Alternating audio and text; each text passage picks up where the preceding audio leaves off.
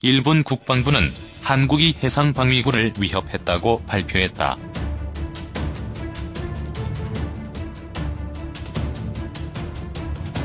(2019년) 새해를 불과 며칠 앞둔 2018년 12월 20일 전혀 엉뚱하고 황당한 주장이 바다 건너 일본 방위성에서 나왔다.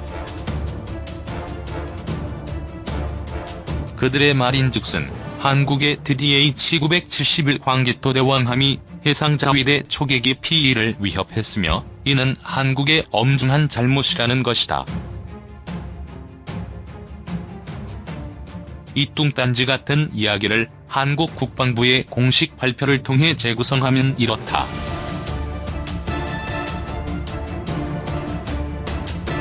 (2018년 12월 20일) 오후 3시경 해군 광개토 대왕함과 해양경찰 경비함이 독도 동북쪽 200km 지점에 표류한 북한 어선에 대한 수색 구조 작전을 진행하는데 갑자기 일본 해상자위대 P-1 해상 초계기가 날아와서는 잘 들리지 않는 무전을 치고 위협적인 고도와 경로로 아군 함정 위를 날아다니다가 일본 쪽으로 돌아가고 나서는 갑자기 그 당시에 광개토 대왕함이 미사일과 함포를 조준하기 위한 준비 단계인 추종 레이더를 작동해 P-1 비행기를 조준하는 적대 행위를 했다는 주장을 반복하고 있다.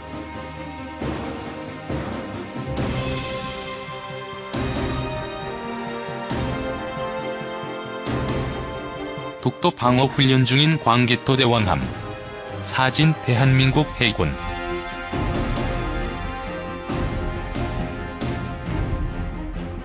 이런 일본의 주장에는 기술적으로도 법적으로도 무리수가 한두 가지가 아니다.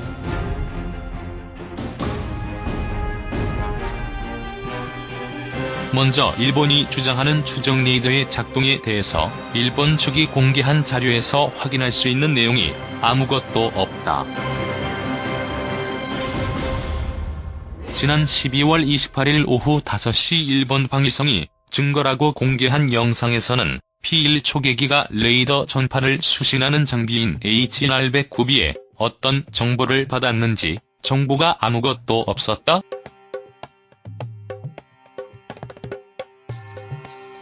H-809B는 ESM, 즉 전자전 지원 장비라는 것인데 수백 킬로미터 밖에서 발신된 전파의 위치와 종류를 분석하고 정보를 기록, 해상 초계기 승무원에게 화면으로 알려준다.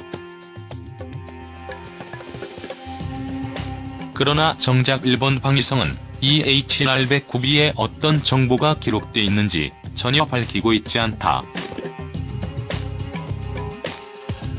방위성이 올린 영상에서는 승무원들이 추정 레이더가 P-1을 보고 있다는 내부 무전과 한국의 그 의도를 물어보는 무전 내용만이 있다. 반면 한국 측 주장은 광개토 대왕함의 추정 레이더인 STIR에 부착된 카메라로 P-1을 관찰했다는 것이니 레이더판은 전혀 없는데도 레이더가 자신들을 보고 있어서 착각했을 가능성도 크다. 문무대왕함의 STIR 추적 레이더와 MW08 탐색 레이더.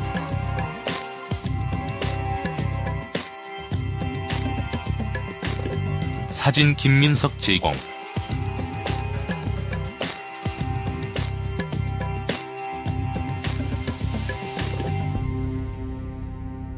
이번 사건에 대한 일본 방위성의 법적 억지도 가벼이 넘기기 힘들다.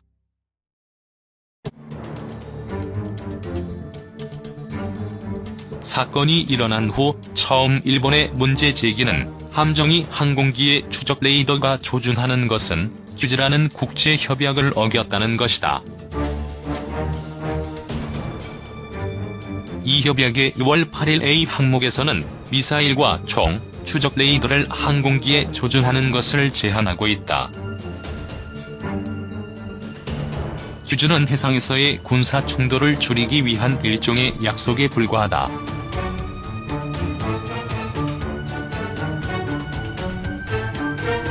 황당한 점은 이 큐즈의 2월 8일 이에는 항공기가 배 근처에서 위협적으로 접근하는 근접비행, 저공비행, 고개비행들을 일종의 함정에 대한 모의 공격 행위로 금지하고 있는 것이다. 자기들에게 불리한 규정은 싹 무시하고 유리한 규정만 인용한 셈이다.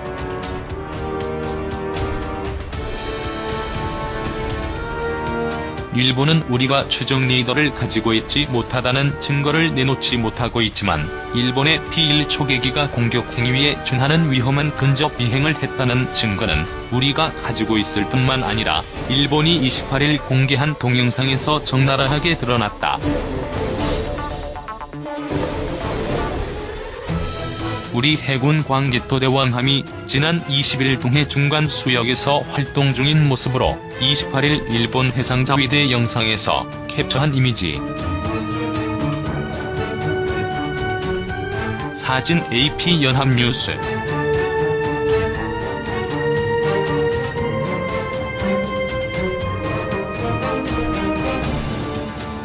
더욱 어처구니 없게도 일본은 이근자 위협 비행에 대한 변명을 국제 규정에서 찾고 있는데 국제 민간 항공기구 ICAO에 최적어도 규정에 맞춰 광개토 대왕함 상공 150m를 비행했다는데 이 규정은 민간 항공기의 사고를 막기 위한 규정일 뿐이다.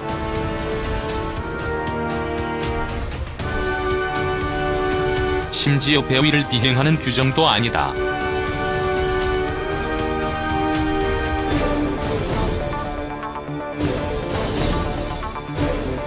당연히 이런 상황에서 일본 방위성의 주장이 설득력이 있을 리가 없다.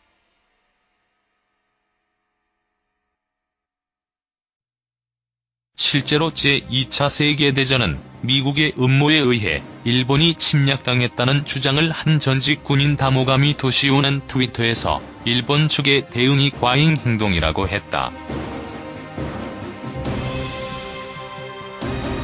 전직 참의원 오노지로 역시 북한 선박에 대해 작전 중인 한국 해군에게 갑자기 항공기가 접근한 것이 위협적인 행동이라고 지적했다.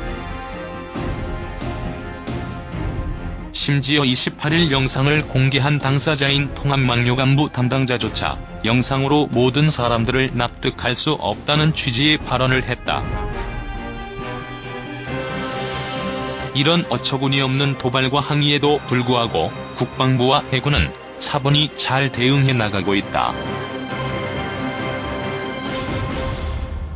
28일 일본의 동영상 공개에 대한 반박 성명 발표에서도 국방부는 이 사건이 유감이지만 일본은 우방국이며 한일 당사자 간 오해를 불식시키고 국방 분야에 대한 협력을 발전시켜 나가며 우리처럼 일본도 한일 간의 군사적 우호 협력 관계를 유지하도록 도와달라고 했다.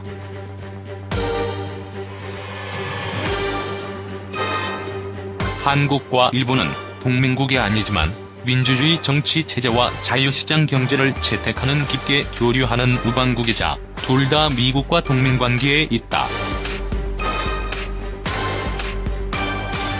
일본이 정치적 목적을 위해 군사적 긴장 관계를 가진다고 해서 우리도 똑같이 비정상적인 대응을 하면 안 되는 이유는 여기에 있다.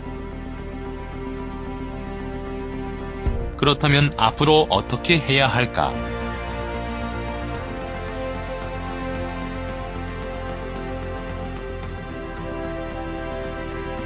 일본 방위성은 자위대의 행동이 명예롭지 못하다는 오해를 씻고 싶어서 영상을 공개했다고 밝혔다. 또한 최근 입법 활동에 대한 비난, 전쟁과 군사대국화에 대한 경고를 에둘러 말한 일왕의 성명서 등으로 정치적 궁지에 몰린 아베 신조 총리가 이번 사태로 정치적 이득을 얻은 것은 분명해 보인다. 훈련 중인 광개토 대왕함. 사진 대한민국 해군.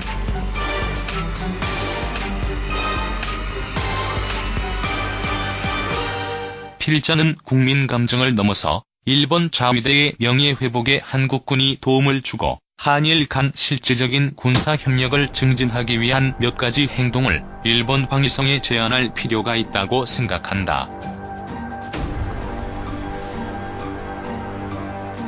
가령 일본 해상자위대는 이번 사건에서 초계기가 추종 레이더의 위협을 받고 있는데도 공격 위험에 대한 회피기동을 실시하지 못했고 무선 통신에서 자신들의 의사를 알아들을 수 없는 영어로 전달해 임무 실패를 자초했다. 이런 부분에 대해서 우리 해군이 NLL 및 서해안 작전에서 얻은 노하우를 바탕으로 근접 조우 시의 대처 요령, 국제적 통신 및 구조작업 시 의사소통 요령, 군사어학 연수 및 교육을 할 수 있도록 해상자위대 자위관들을 초청해 교육시키는 것도 상호 간 군사적 긴장을 낮추고 실무적 협력을 강화할 수 있는 방법이 되리라 본다.